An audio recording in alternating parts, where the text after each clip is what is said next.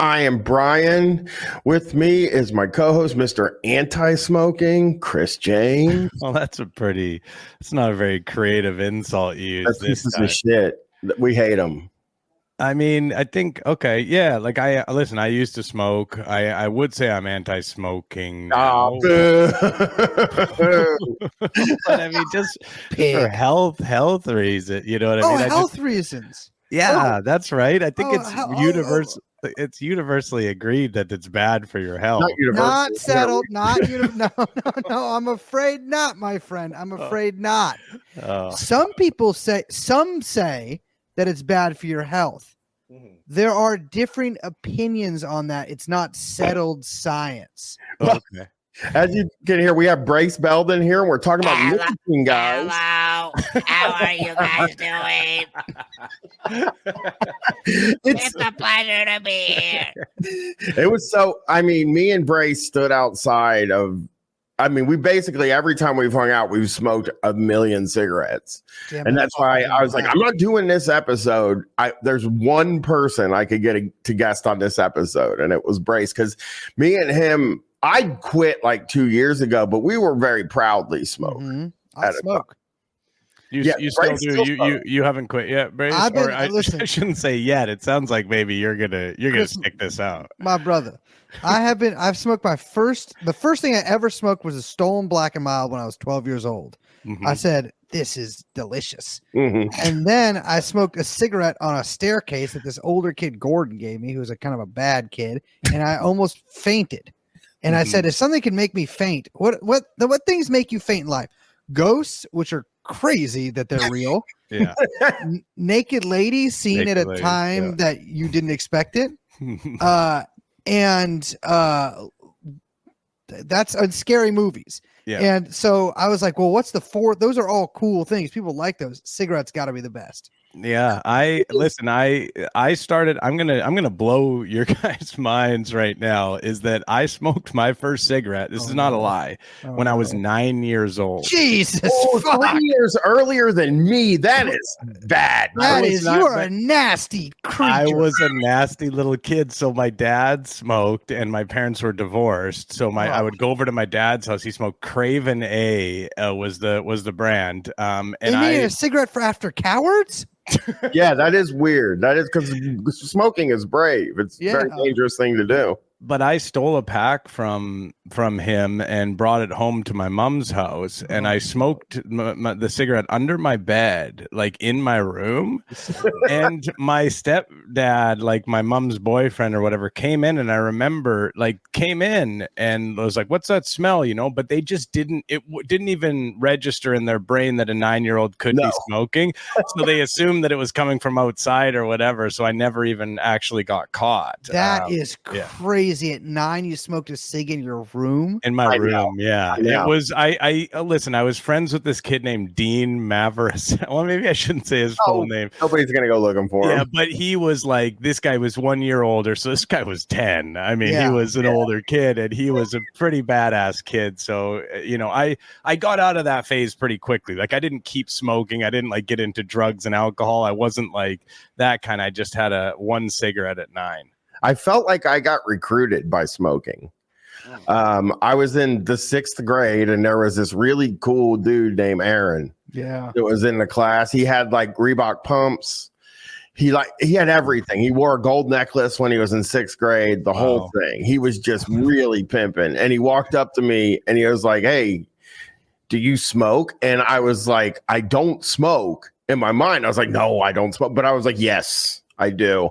And because I knew if I could get in with this guy, high school will be simple. If he asked you anything there, you would have said yes. Yeah, probably, right? Like hey man, you suck yourself off. You would have been like, oh hell yeah, I got the rib removed and everything. Yeah.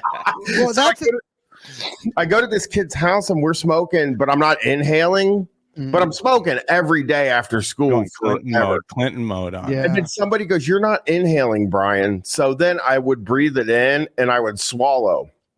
Because that's what I thought inhaling was. Swallowing? I didn't even know what inhaling was. And you really mixing up your Clinton stuff here too. Yeah. And so in the end, What it took was I took a drag off the cigarette, and this guy, Mike Ryan, just walked up and punched me in the stomach. And I went, and I was like, oh, that's how it works. So that's how I like kind of learned how to inhale. And I got like that crazy, but they call it Nick sick these days. That really? Crazy buzz. Yeah. Oh, just when you get like a head rush or whatever, you get like dizzy or whatever. These kids are getting crazy buzzes now because of what they're doing. Brace, when did you start? Well, I started basically at 12. So there was these two different places that you could buy cigarettes at. One was called I think people called it, I feel like they called it the candy store, but it was just like a 76 station. And that guy sold you cigarettes. And then there's this one place right next to Dolores Park called Shukri's, which is no longer there anymore. And he not only would sell you cigarettes, he'd sell you beer and liquor at 12 years old. Wow. And so that was like, I went there practically every day, but I started smoking Camel, like regular Camels, and then I wanted to smoke Camel ultra wides. I don't know. Oh probably. yeah. And what are those? Like they're wide cigarettes. Are they shorter? Are they shorter? No, same length, just wide cigarettes. So more. There's just more cigarettes. There's more. Yeah. When those started getting advertised around the store, me and my brother were like, we gotta get these. Yeah, because I was like, oh my god, dude, look how powerful they look. How big are they? Like how? I mean, not that much bigger, almost like a small cigarillo or something. Okay, yeah. Size more than maybe a regular cigarette, so they're like pretty thick. They're not like a cigar, but they sold them in packs of 20. Yeah, just like that, and the packs were super wide because when I was really at the height of my smoking, I would buy Marlboro Light 25s. That was just that was where I went because the packs had 25 cigarettes in them. Yeah. Oh, I never even seen those. You never saw 25s? Yeah, we all smoked. Me and all my friends smoked 25s. Wow. And were they king size? Because I remember there was regular and king size. The regulars were shorter and fatter, and the king size were longer and thinner. Yeah, I don't think they call them king. Yeah, they just call them hundreds now.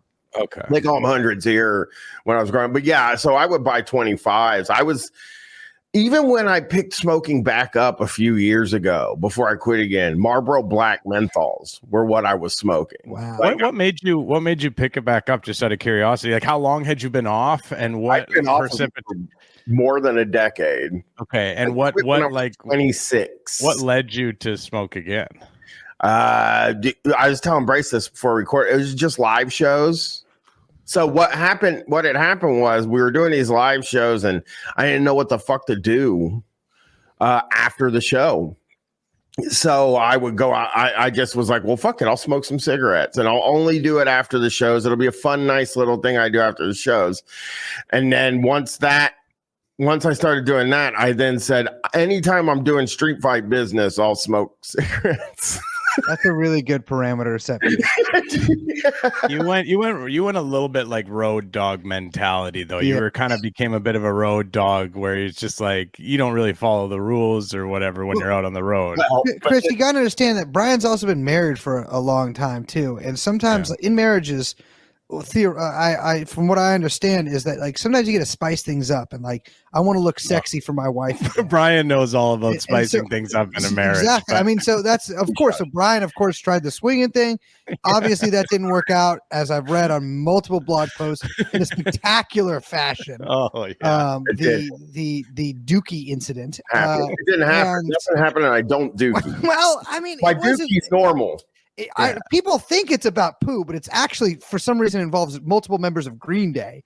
And then, but so you got to look cool for your wife again. So you start smoking, blowing in her face at dinner. Oh yeah, the wife pushing it out of the spaghetti when she's making it. The wife is gonna be all over you if you start smoking cigarettes and blowing it in her face. Ashing it in the bed and then just pushing it off with your hand. Women love this kind of shit. Oh yeah, it's a sexy look. That's what hit me was when my wife started again because I had started again. I was like, oh, this is not great. And she saw how cool you looked. Well, but then, so it became let wife look cool. Anytime I'm doing street fight business, then it became okay.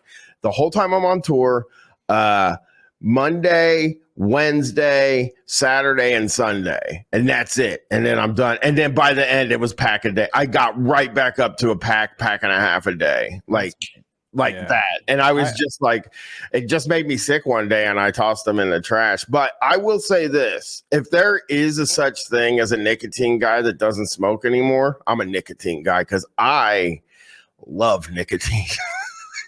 Yeah, that's fair. I mean, so for me, I started smoking pretty as heavily as I could as a kid. And then I got sent away for like a year. And what I would do is I would roll up pieces of toilet paper and pretend they were cigarettes and smoke them in the bathroom. Oh yeah. Nothing inside them. No, it was just because I was like in the middle of, I was on a ranch. And then I got back and then all my friends were smoking in high school. All the bad kids went off campus and smoked cigarettes. And so it was like a very much like a cigarette economy for who could get a pack. And then they were kind of the person who was dispersing their favors for the day. And prison like very much so. People would trade all kinds of shit. Yeah. And then by the time I was like 16, then I was like smoking about a pack a day.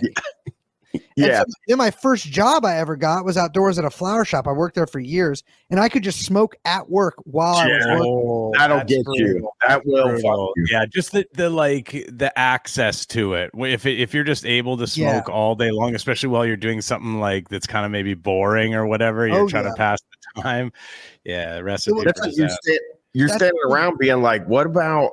But they've made smoking incredibly hard these days. Like we just got rid of menthols here, which is tough for me. That's why I'm glad I quit, because I don't know where to get menthols anymore.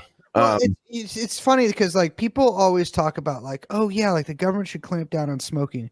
It's just like the government that had slavery when the country started, or the government that dropped an atomic bomb on people, or the government that did Jim Crow, or the government that gives whatever weapons they want to Israel. That same government, I should trust them to tell me what to do with my body. Yeah.